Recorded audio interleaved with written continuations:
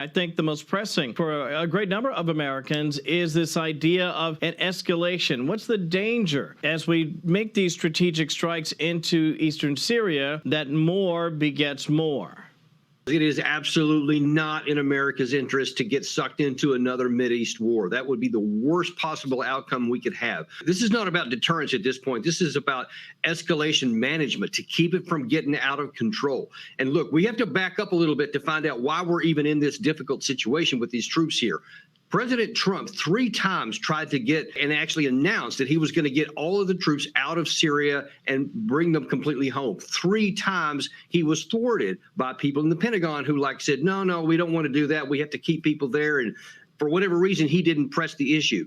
Then in 2021, President Biden came in. I actually wrote an article that said, look, our troops in Iraq and in Syria do nothing for American vital national interests. They don't protect us at all, but they are points of vulnerability that these kinds of Iran-backed violent groups or any of these other violent groups in the Middle East could attack. And they can't attack us if we're not there.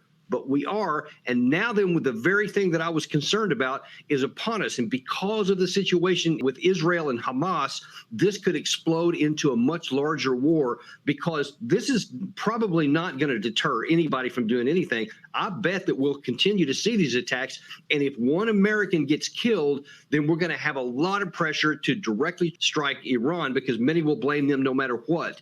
And if that happens, then we could find ourselves in a big war that does not serve our interests, and we must avoid that at all costs. You know what? Listening to you, I must say, I think there is a fatigue factor that has to be addressed as well, Colonel, because I think there are a lot of Americans, listen, they look at the economy, they look at where our resources are going, they see what's happening on Capitol Hill. I'm just not so sure there's a lot of support for that domestically. I couldn't agree with you more. And I think that much more Americans are at that point than our members of Congress are at this point. But I hope they're about to catch up, because, look, if there's any chance at all, we could get sucked into a war here that we don't need. We cannot do that while we're also trying to support a war in Ukraine, between Ukraine and Russia, and giving them millions of our artillery rounds. And now another $14 billion they want to send to Israel, and hundreds of thousands more of our artillery rounds.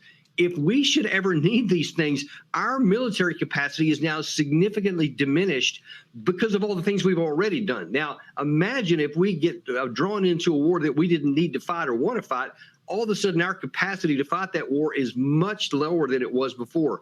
Our interests have to take priority, even aside from the money that you're talking about, which is a very important issue. But it's time that we have to think wisely, not emotionally.